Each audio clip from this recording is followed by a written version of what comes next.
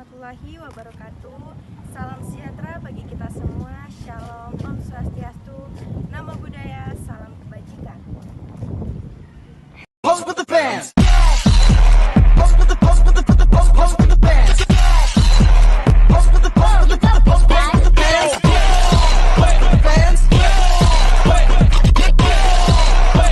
Pose with the fans. Kami dari mahasiswa Universitas Tadulako, Fakultas Pertanian, Program Studi Agroteknologi semester 5. Tujuan dibuatnya video ini untuk memenuhi tugas mata kuliah Teknologi Hasil Perkebunan dengan dosen pengampu Ibu Septian Palma Aryani, SP MSI. Kami dari kelompok 2 akan membahas mengenai komoditi kopi. Oke, baik. Assalamualaikum warahmatullahi wabarakatuh. Waalaikumsalam warahmatullahi wabarakatuh. Kami dari mahasiswa Universitas Tadulako, Fakultas Pertanian, jurusan Agroteknologi, yang dimana angkatan 22. Nah, yang dimana di sini kami mendapatkan tugas wawancara dengan para petani yang ada di Desa Ujung Bowu, Kecamatan Serenja, Kabupaten Donggala, Provinsi Sulawesi Tengah. Nah, di sini saya sudah berada dengan Bapak Rifudin sebagai petani kopi yang ada di Desa Ujung Bowu ini. Nah, mungkin sedikit bertanya-tanya tentang kopi. Pada kopi ini, mengapa ada kepikiran untuk menanam kopi ini tadi? Oh iya, terima kasih.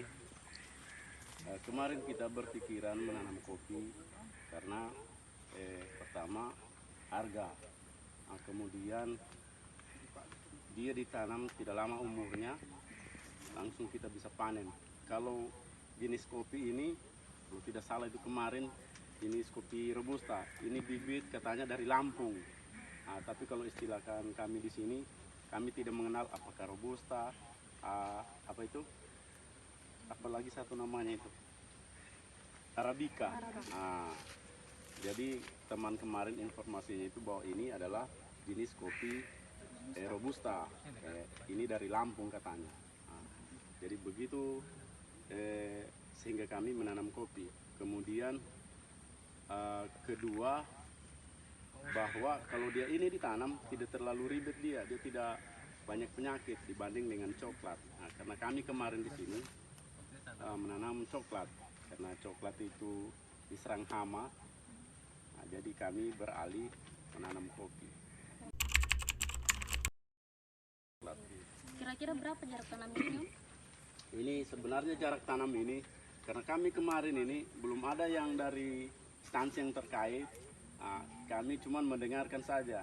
Cuma karena kami petani di sini nih, ini jarak ini barangkali cuma 2 meter. Yang sebenarnya jarak idealnya dia itu 2,5 meter kali 3 kalau tidak salah.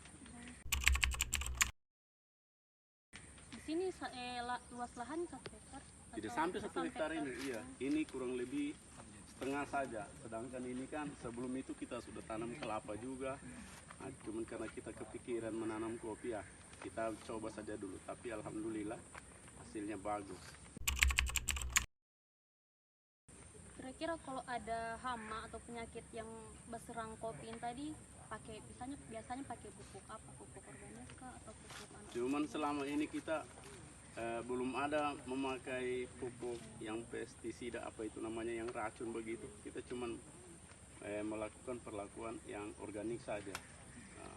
Seperti kalau organik itu kita biasakan di sini kan ada rempah-rempah apa yang kita rakit sendiri.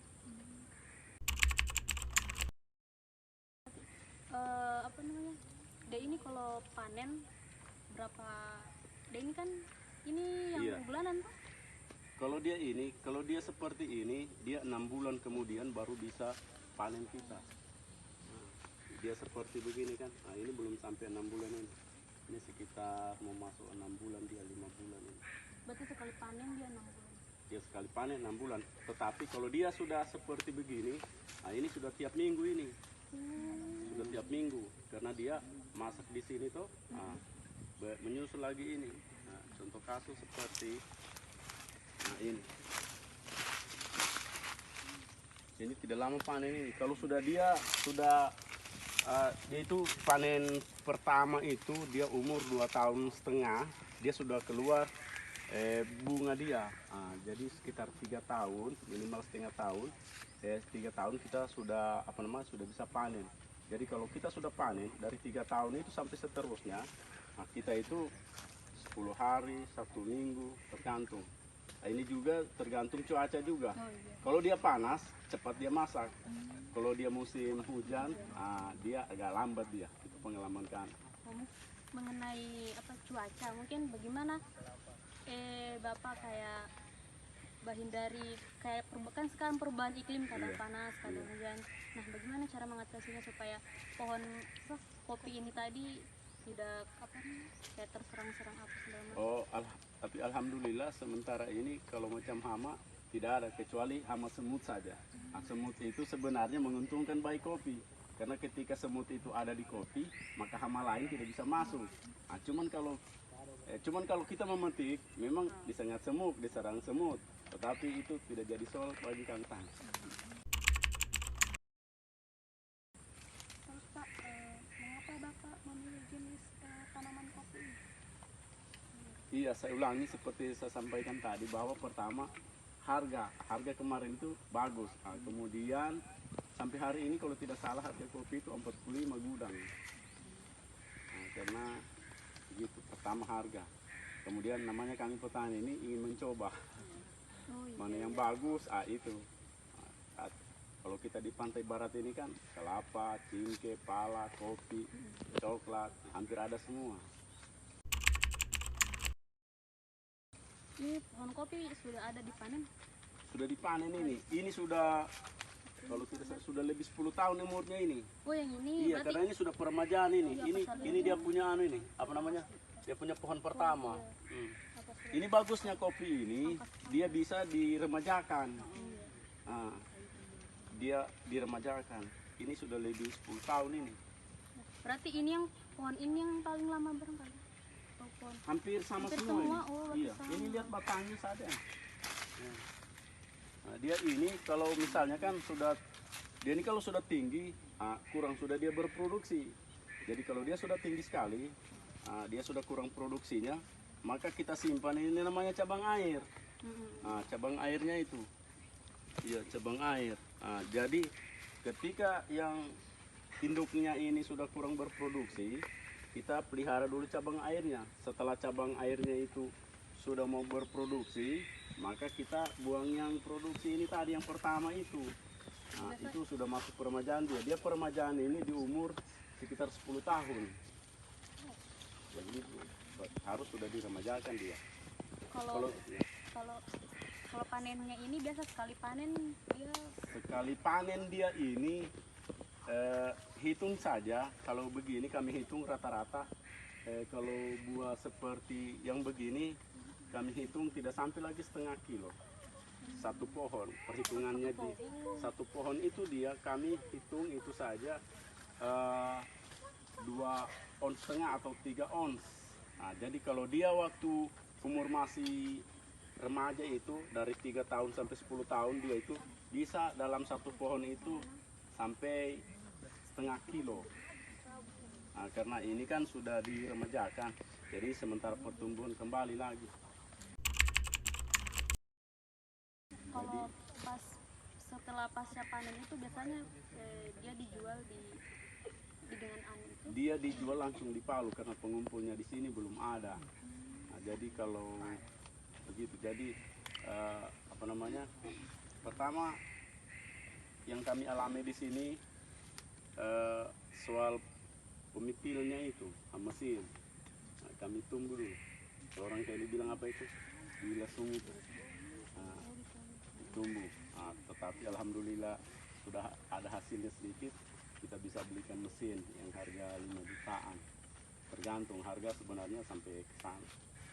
Berarti Bapak hasil panen, kayak misalnya habis panen, Iya. tidak diapakan dulu kayak misalnya dikeringkan kah atau langsung dijual begitu? Jadi proses proses dari pemetikan dia awalnya kan setelah masak kita petik. Setelah kita petik, bisa juga kita langsung langsung digiling itu, dipipil basah dia pakai air.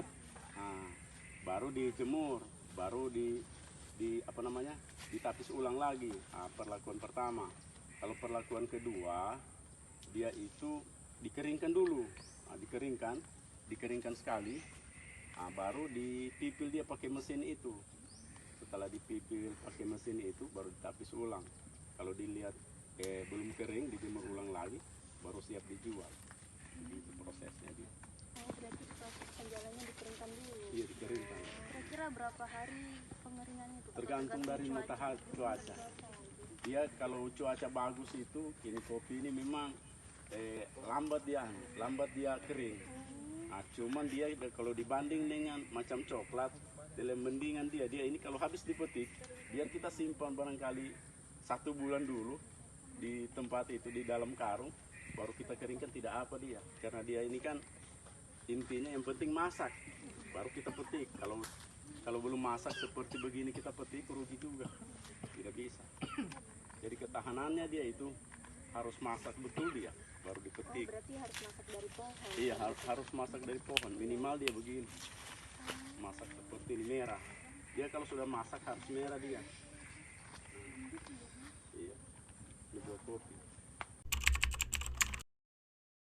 Kalau kira-kira untuk kopi ini kan biasa ada produk turunannya kayak dibikinkan apa?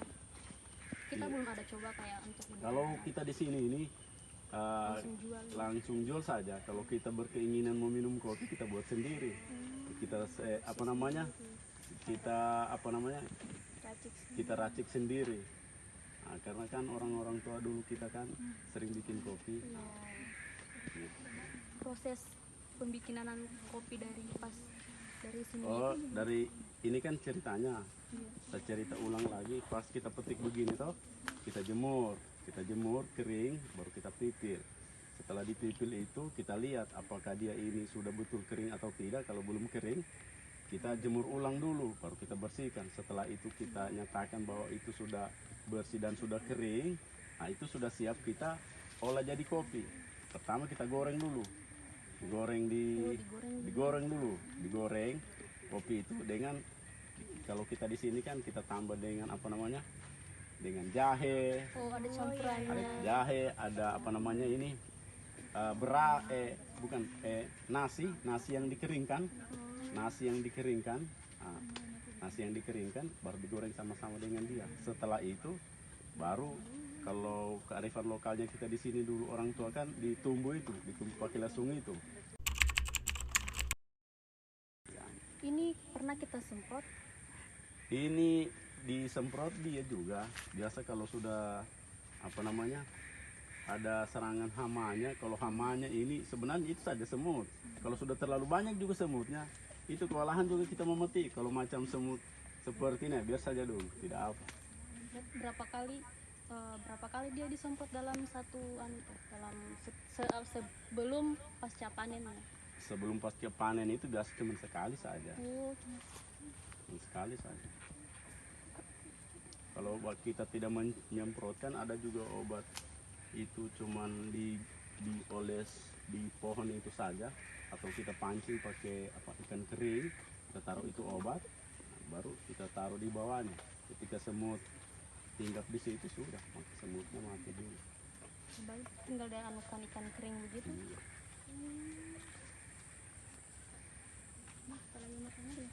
Atau mungkin dari itu saja sesi wawancara dari kelompok kami akhiri.